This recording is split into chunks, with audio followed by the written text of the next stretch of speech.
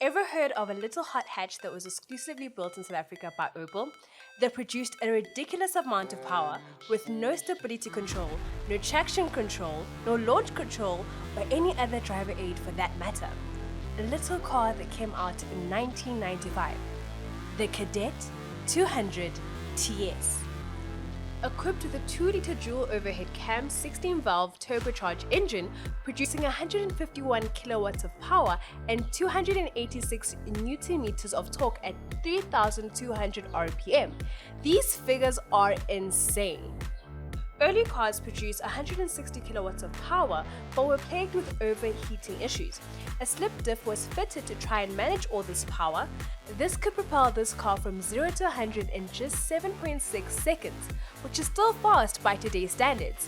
It could reach a top speed of 235 kilometers per hour, but it is said that this speed can reach 253 kilometers per hour.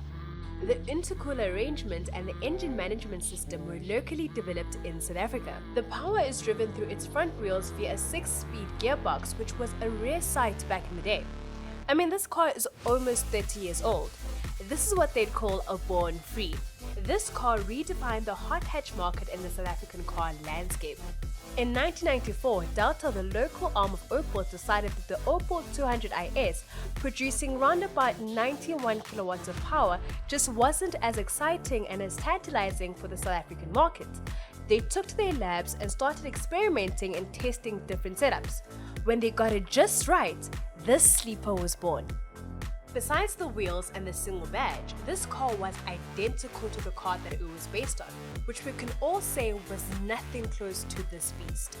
It featured ABS brakes, an independent front, and a semi-independent rear suspension.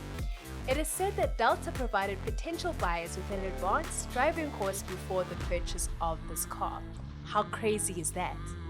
The police services also used this vehicle for its high-speed pursuit department known as the Flying Squad. This is a mean South African machine, and like every other South African icon we've explored, I'd seriously love to own one of these, more so than any other car we've explored on South African icons.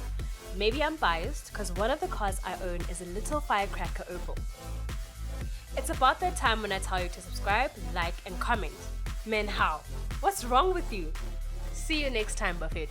Shap shap.